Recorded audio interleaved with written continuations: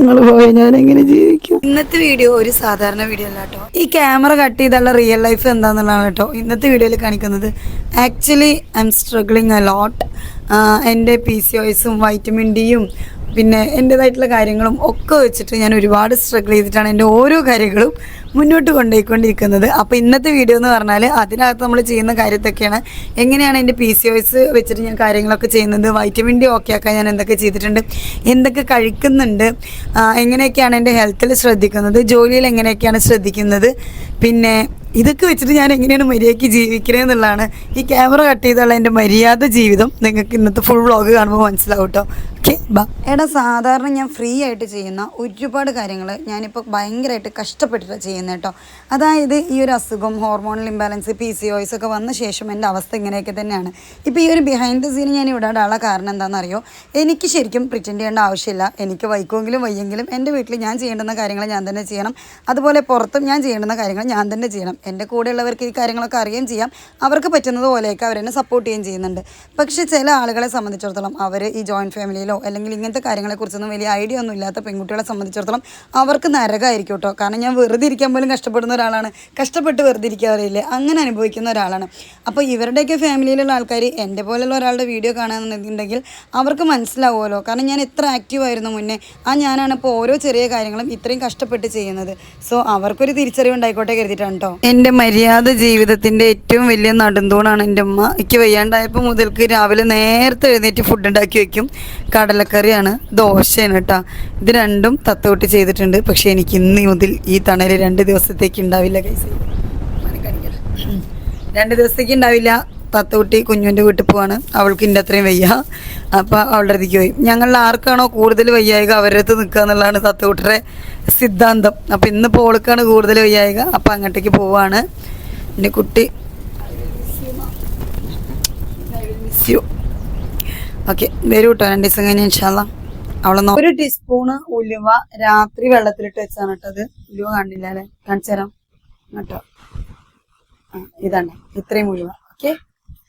ഭയങ്കര പ്രശ്നമാണ് ഇത് നമ്മുടെ ഇറക്കിയെടുത്ത കിച്ചണിലാണ് കേട്ടോ ഞാൻ നിൽക്കുന്നത്. ഇത് ഇനി കുടിക്കണം. അതാണ് ഏറ്റവും വലിയ ടാസ്ക്, കുടിക്കാൻ.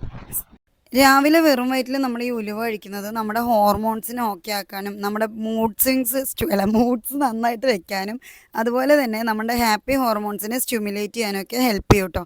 ഇപ്പോൾ രാവിലെ നമ്മളിത് കുടിച്ചു കഴിഞ്ഞാൽ കുറേ നേരത്തേക്ക് നമ്മളിങ്ങനെ ഫിൽഡായ പോലെ ഒരു ഫീൽ ഉണ്ടാവും. അതേപോലെ നമുക്ക് നന്നായിട്ട് വിശക്കൂല. അങ്ങനെ കുറേ ഗുണങ്ങളുണ്ട്. മാത്രമല്ല നിങ്ങൾക്കൊരു ഇൻസുലിൻ റെസിസ്റ്റൻസ് ഒക്കെ ഉള്ള ആൾക്കാരാണെന്നുണ്ടെങ്കിൽ ഇത് കുടിക്കുന്നത് നല്ലതായിരിക്കും കേട്ടോ. ഷുഗർ ലോ ആയിട്ടുള്ള ആൾക്കാർ ഉലുവ അങ്ങനെ രാവിലെ വെറും വയറ്റിൽ കുടിക്കേണ്ടെന്നാണ് എനിക്ക് പറയാനുള്ളത്.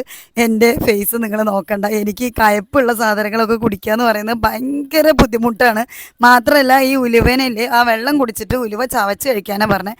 ഞാനത് ചവച്ച് കഴിക്കാതെ മുണുങ്ങാണ് കേട്ടോ. അത് നിങ്ങൾ മുണുങ്ങരുത്. നിങ്ങൾക്ക് ചവച്ച് കഴിക്കാൻ പറ്റുമെങ്കിൽ നിങ്ങളത് ചവച്ച് കഴിക്കാം. ഞാനിത് ഒരു ഗതികേടിൻ്റെ പുറത്ത് കഴിക്കുന്നതാണ്. നമ്മൾ ഒരുപാട് മെഡിസിനൊക്കെ കഴിക്കുന്നതിനേക്കാൾ ഇത് കഴിക്കുന്നതല്ലേ നല്ലതെന്ന് കരുതിയിട്ടാണ് ഇത് വെറും വയറ്റിൽ കുടിക്കുന്നത്.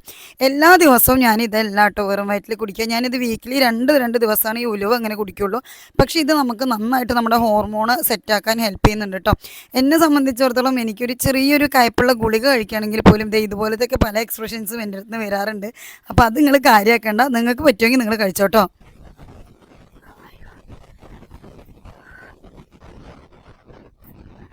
കയപ്പ് എന്ന് പറഞ്ഞാലും പോരാ, അങ്ങനെ നമ്മൾ കുടിച്ചിട്ടുണ്ട്. ഇത് ആക്ച്വലി ചവച്ചരച്ചിട്ട് വേണം കഴിക്കാൻ. ഇതുവരെ മുണങ്ങരുത് കേട്ടോ. എനിക്കത് ചവച്ചരച്ച് കഴിച്ചാൽ വോമിറ്റ് ചെയ്യും രാവിലെ തന്നെ. അപ്പം അതുകൊണ്ടാണ് ഞാൻ ഇങ്ങനെ മുങ്ങിയത്. ഓക്കെ, ഇനി 20 മിനിറ്റ് ചെയ്യണം. ഐശ്വര്യ റായി രാവിലെ തന്നെ മേക്കപ്പ് ഒക്കെ ചെയ്തിട്ടുണ്ട്. നോട്ടെ എങ്ങനെ നോക്കട്ടെ. ശുണ്ടിരി ആയിക്കണം തലയൊക്കെ കെട്ടിയിട്ട്. നമ്മൾ ഐഷ എന്ന് പറഞ്ഞ കുട്ടീൻ്റെ അടുത്ത് വെച്ചിട്ടുണ്ടായിരുന്നു. ഐഷതാൻ്റെ കളറൊക്കെ എന്താ പറ്റിയേ, മൊത്തത്തിൽ സ്കിന്നൊക്കെ പോയല്ലോ, വേറെ ഫേസ് ആയല്ലോ എന്നൊക്കെയുള്ള രീതിയിൽ. പൊന്നു ഇതൊക്കെയാണ് അത്രയും വയ്യായിക്കും കാര്യങ്ങളൊക്കെ ഉണ്ട്. അപ്പോൾ അതിൻ്റെയൊക്കെ ഒരു ആഫ്റ്റർ എഫക്റ്റ് ആയിട്ട് മാറിയതാണ് കേട്ടോ. സ്കിൻ ടോൺ മാത്രമല്ല എൻ്റെ ഫേസ് മാറിയിട്ടുണ്ട് കേട്ടോ. റൗണ്ടായി ഫേസ്. ആക്ച്വലി എൻ്റെ ഫേസ് ഇങ്ങനെയല്ല കേട്ടോ. എൻ്റെ ഫേസ് ഒരു ഓവൽ ഷേപ്പിലാണ്. അപ്പം ഇത് ഈ ബംസൊക്കെ ഇങ്ങനെ വീർത്ത് നിൽക്കണമൊക്കെ സ്കിന്ന് തൊടാൻ പാടില്ല എന്നാണ് ഡോക്ടർ പറഞ്ഞത്. ഇതൊക്കെ ഇങ്ങനെ വീർത്ത് നിൽക്കണമൊക്കെ ഈ പറഞ്ഞ അസുഖത്തിൻ്റെ ഭാഗമായിട്ടാണ് കേട്ടോ. പിന്നെ എൻ്റെ ഫേസ് നല്ലോണം ക്ലീനായി. ഈ കാണുന്ന അടയാളങ്ങൾ മൊത്തം പിമ്പിൾ വന്നതിൻ്റെ ആയിരുന്നു. ഇപ്പം അതൊക്കെ പോയി. നമ്മൾ പിമ്പിൾ വരുമ്പോൾ എന്ത് ചെയ്യും, ഫേസ് വാഷ് മാറ്റും, മോയ്സ്ചറൈസർ മേടിക്കും, അങ്ങനെയൊക്കെ അല്ലേ. ഞാൻ ആക്ച്വലി ആക്നെ ഒരുപാട് വന്നിട്ടാണ് ഞാൻ സ്കിൻ കെയർ സ്റ്റാർട്ട് ചെയ്തത്. പക്ഷേ ഡോക്ടറെ കണ്ടപ്പോഴാണ് മനസ്സിലായത് ആക്നയുടെയും എൻ്റെ പ്രൊഡക്റ്റിൻ്റെ ഒന്നും അല്ല, എൻ്റെ സ്കിൻ കെയറിൻ്റെ കുറവിൻ്റെ ഒന്നും അല്ല എനിക്ക് ഈ ആക്നെ വന്നതിൻ്റെ റീസൺ എന്നുള്ളത് വയ്യായികയാണ് കേട്ടോ. കണ്ട് കണ്ട് കണ്ട് കണ്ട് കണ്ട് കണ്ട് പക്ഷെ കുഴപ്പമില്ല, വയ്യായികടെയാണ്. അപ്പോൾ മോന് ഷർട്ട് ഇടേണ്ടി വന്നില്ല അതിൻ്റെയാണ് കേട്ടോ.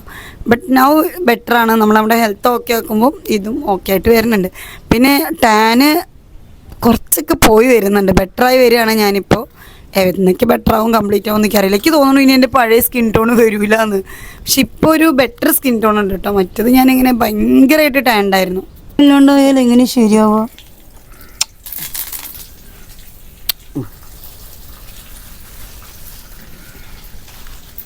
എൻ്റെ പൊന്നാണ് പോവാണ്. നിങ്ങൾ പോയി ഞാൻ എങ്ങനെ ജീവിക്കും? ശരി പോയിട്ട് വരിപ്പോൾ ഓൾക്ക് അത്യാവശ്യം. അയ്യോ, ഉമ്മ ഉണ്ടെങ്കിൽ അടുക്കളപ്പണികൾക്ക് തന്നെ ഹെൽപ്പ് ചെയ്യണമെന്നുള്ളതിനേക്കാളും കൂടുതൽ എന്താ വെച്ചാൽ രാവിലത്തെ എൻ്റെ മൂഡ് സ്വിങ്സിന് വലിയൊരു പരിഹാരമാണ് കേട്ടോ ഉമ്മ. ഉമ്മാടത്ത് ഇത്തിരി നേരം പോയി നിന്ന് ഉമ്മാനെ ഹഗ് ചെയ്യേ, അല്ലെങ്കിൽ ഉമ്മാട് കുറച്ച് നേരം കുശലം പറയേ, ഇനി ഒന്നുമില്ലെങ്കിൽ ഉമ്മാട് തല്ലുകൂടിയാൽ പോലും ഞാൻ ഭയങ്കര ഹാപ്പി ആയിരിക്കും അന്നത്തെ ദിവസം. രാവിലെ ഉമ്മാടത്ത് കുറച്ച് ടൈം സ്പെൻഡ് ചെയ്യുക എന്ന് പറഞ്ഞാൽ ഭയങ്കര ഒരു ആശ്വാസം കിട്ടുന്ന പരിപാടി കേട്ടോ. അപ്പോൾ ഉമ്മ പോയാൽ ഏറ്റവും വലിയ പ്രശ്നം എന്ന് പറയുന്നത് എൻ്റെ മൂഡ് സ്വിങ്സ് ആണ്. അപ്പം ഞാൻ ചായ വയ്ക്കാണ് കേട്ടോ, എനിക്കും ഉമ്മാക്കും ഒക്കെ. അപ്പോൾ തത്തക്കുട്ടി ഉണ്ടോ എന്നെ ഓക്കെ ആക്കി എൻ്റെ കുന്തളിപ്പാണ് ആ കാണുന്നത്. അതായത് എനിക്ക് ഭയങ്കര കംഫർട്ടാണ് ഉമ്മ എന്ന് പറഞ്ഞാൽ. ഉമ്മടുത്ത് എല്ലാവർക്കും അങ്ങനെയൊക്കെ തന്നെ ആയിരിക്കും. പക്ഷെ എന്നാലും ഉമ്മടുത്ത് കുഞ്ഞു കുഞ്ഞു വർത്താനം പറയാനും. എൻ്റെ ഉമ്മ ലൈക്ക് എൻ്റെ മോളെ പോലെയാണ് കേട്ടോ, എൻ്റെ മോളെ പോലെയാണ് എനിക്ക് എൻ്റെ ഉമ്മ. അപ്പം എൻ്റെ അടുത്ത് എല്ലാവരും ചോദിക്കാറുണ്ട്, അപ്പോൾ നമ്മളെവിടെയെങ്കിലും പഞ്ചായത്തിലൊക്കെ പോയി കഴിഞ്ഞാൽ ആൾക്കാരുടെ എത്തിക്കും എൻ്റെ തത്തക്കുട്ടി അവിടെ ഇല്ലേക്കും. കാരണം ഞാൻ ഉമ്മാനെ ഇങ്ങനെ തത്തക്കുട്ടി പറഞ്ഞിട്ട് എല്ലാവരും അതാ ചോദിക്കുക, എൻ്റെ തത്തക്കുട്ടി അവിടെ ഇല്ലേ, എന്താ തത്തക്കുട്ടിയുടെ വിശേഷം, അങ്ങനെയൊക്കെ ചോദിക്കും കേട്ടോ എൻ്റെ അടുത്ത്. എനിക്ക് ഭയങ്കര ഹാപ്പിയാണ് കേൾക്കാൻ. ഗൈസ്, ഞങ്ങളെ വീട്ടിലെ ഗ്യാസ് കഴിയാനായി. ഗ്യാസ് കഴിയാനായാൽ ഗ്യാസ് കഴിഞ്ഞാൽ അമ്മമ്മ പറയണ ഒന്നിലേക്ക് മുണ്ടാണ്ടിരിക്കുക, അല്ലെങ്കിൽ റേഷനരി കഞ്ഞി ചമ്മന്തി കുടിക്കാന്നാണ്. അതിൻ്റെ ഇടയിൽ കൂടി ഇവന് പരീക്ഷണം നടത്തണത്ര നടക്കണ കാര്യമാണോ? ഇനി ഉരുളക്കിഴങ്ങ് ഉണ്ടാക്കാൻ പറ്റില്ല ഗൈസ്. ഞങ്ങളുടെ ഗ്യാസ് കഴിഞ്ഞിക്കണു, സാമ്പത്തിക പ്രതിസന്ധിയിലാണ് നമ്മൾ നിൽക്കുന്നത്. എവിടെ വയറിലായി? എപ്പോ? ഓക്കെ, അത് നമ്മുടെ നാട്ടില് ഷെയ്നുവിന്റെ 4 കൂട്ടുകാരിൽ വൈറലായിട്ടുണ്ട് ഗൈസ്. അപ്പൊ നമുക്ക്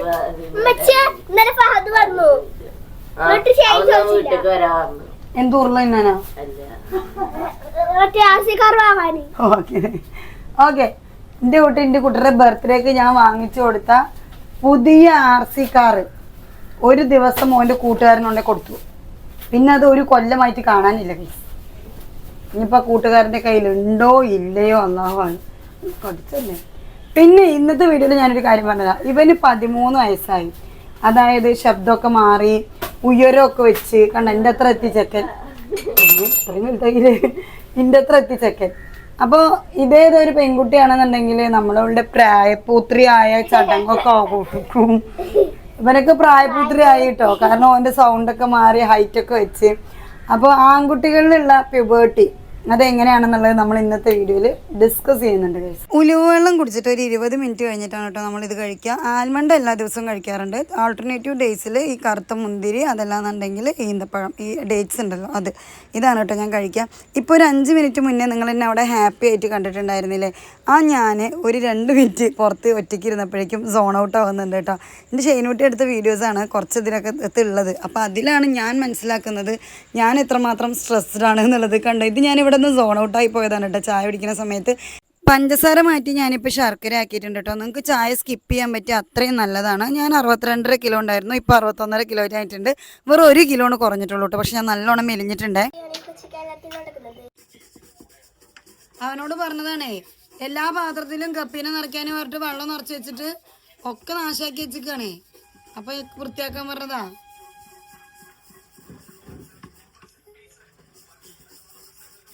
മീനുകളൊക്കെ ഇവിടെ, ഇതിലാകെ ഒരു മീനുള്ളൂ നല്ലത്, ബാക്കിയൊക്കെ പുഴയത്തെ കൊയ്ത്താണല്ലോ.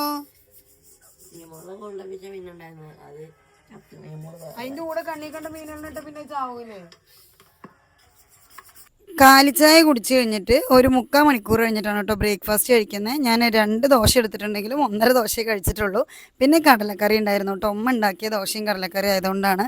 അപ്പോൾ ഈ ഒരു ബ്രേക്ക്ഫാസ്റ്റും കൂടെ കഴിച്ച് കഴിയുമ്പോഴേക്കും പിന്നെ ഉച്ച വരയ്ക്കും നമുക്ക് ഒന്നും നോക്കണ്ട കേട്ടോ. ചിലപ്പോൾ പറ്റുകയാണെങ്കിൽ ഉച്ചയ്ക്കും കൂടെ നോക്കണ്ട, ഒരു 3-4 മണിക്കൊക്കെ നമുക്ക് ലഞ്ചും ബ്രേക്ക്ഫാസ്റ്റ് ഡിന്നറൊക്കെ ഒരുമിച്ചായിട്ട് കഴിച്ചാൽ മതി. ഷാഹുലിന് നല്ല പനിയാണ് കേട്ടോ, 2-3 ദിവസമായിട്ട് പനിച്ചിട്ടുണ്ടായിരുന്നു. പിന്നെ പനി വിട്ടിട്ടും ഇവൻ ആറ്റിറ്റ്യൂഡ് പറഞ്ഞില്ല ഗൈസ്.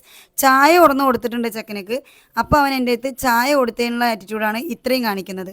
ഇതിന് പുറമെ 2 ദോശയും കടലക്കറി എടുത്ത് കൊടുത്തപ്പോൾ എനിക്കിപ്പോൾ വേണ്ട, എനിക്ക് സൗകര്യമുള്ളപ്പോൾ ഞാൻ തിന്നുകൊണ്ടെന്നൊക്കെ പറഞ്ഞിട്ട് നല്ല ഷോ ഇറക്കി കേട്ടോ.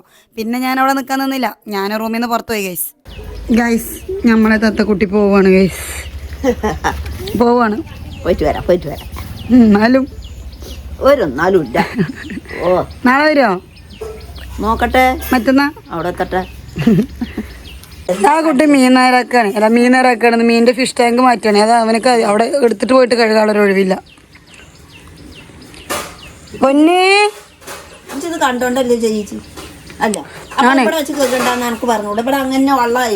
അത് വെയിലരച്ച ഉണങ്ങൂലമ്മ. ആ കുട്ടി അത് അങ്ങോട്ട് കൊണ്ടുപോയി കഴിഞ്ഞാൽ ഫിഷ് ടാങ്ക് പൊട്ടിയാലോ, അതുകൊണ്ടാണേ. അത് അടച്ചു വെക്കുന്ന മൂടിയൊക്കെ വെള്ളം ഞാൻ കഴുകി വെക്കാതെ വെച്ചോളേ. അത് അതിൽ അല്ല, ആ ബക്കറ്റും വെള്ളത്തിൽ കാക്കണ്ട ചക്കൻ, അത് ഫിഷ് ടാങ്കിൽ ഒഴിക്കാനാ തോന്നുന്നുണ്ട്. അതവിടെ വെച്ചോളൂ, ഞാൻ കഴുകി വെക്കാം. ഓ പോവാൻ നേരം. ഞാൻ ഉണ്ടാക്കി കൊണ്ടുവന്നിട്ട് കൈ തന്നപ്പോ ഈ റൂമിനുള്ളിൽ നിന്ന് ഇറക്കി വിട്ടില്ലേ, വേണമെങ്കിൽ ഉണ്ടാക്കി തിന്നടാ. അനക്ക് ഇനി ചുട്ടുതരാൻ വേറെ ആളിനെ പരപ്പനങ്ങാടിന്ന് തുറന്നയ്യേ. ഞാൻ ഉണ്ടാക്കി ചുട്ട് വന്നിട്ട് ഈ തിന്നൂല. അവിടുത്തെ അതവിടെ ഇരുന്നോട്ടെ, എനിക്ക് വേണം. ആ നിങ്ങൾക്ക് വേണോ? ഒരു കവർ മാങ്ങ കൊണ്ടകടുത്ത് വെച്ചിട്ടില്ലേ, ഒരു കവർ ഗൈസ്, എവിടെ അത്? ഒരു കവർ മാങ്ങ കൊണ്ടകടുത്ത് വെച്ചിട്ടാണ് ഈ ഒരു മാങ്ങ എനക്ക് ഇനി വേണോ ചോദിക്കണത്. ഒരു കവറ് ആ പെണ്ണ് ഇന്നെങ്കാളും വലിയ മാങ്ങപ്രാന്തത്തെ ആയതുകൊണ്ട് തിന്നോട്ടേന്ന് കരുതിയിട്ട് കൊടുത്തയക്കാം ഞാൻ. മനുകുട്ടിക്ക് എന്ത് പറ്റി?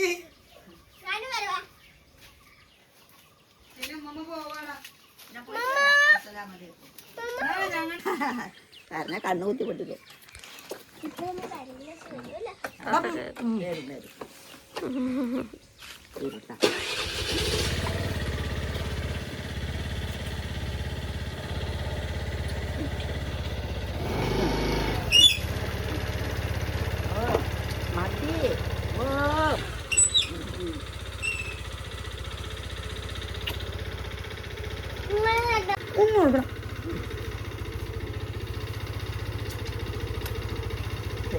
ഓനും പൂച്ചയുടെ പിന്നാലെ. ബസ്സിയെ നിങ്ങൾ പോയിട്ട് ബസ് വയനാട് പോവാണ് ഗൈസ്. മറ്റന്നാള് ചെക്കന്മാരെ കൂടെ ട്രിപ്പ് അടിക്കാൻ പോവാണ് ചെക്കൻ. അപ്പൊ കട്ടിങ് ഷേവിങ് ഒക്കെ ചെയ്ത് ചുള്ളനാവാനുള്ള പ്ലാനിലാണ്. ഇവിടെ ആ അവനും കൊണ്ടേക്കോ ഞങ്ങള്. അപ്പൊ അവര് പോയിട്ട് വരട്ടെ, നോക്കി പോയിട്ടാണ്. ശരി.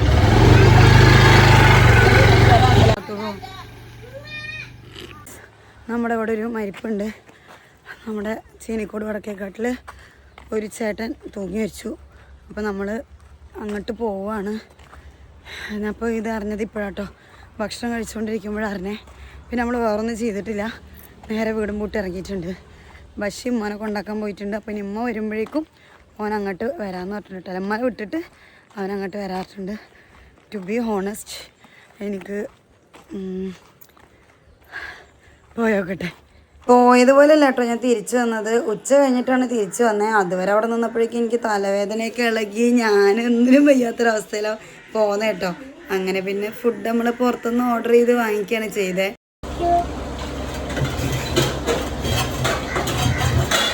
മരിച്ചെടുത്ത് പോയി വന്ന് പെരും തലവേദന.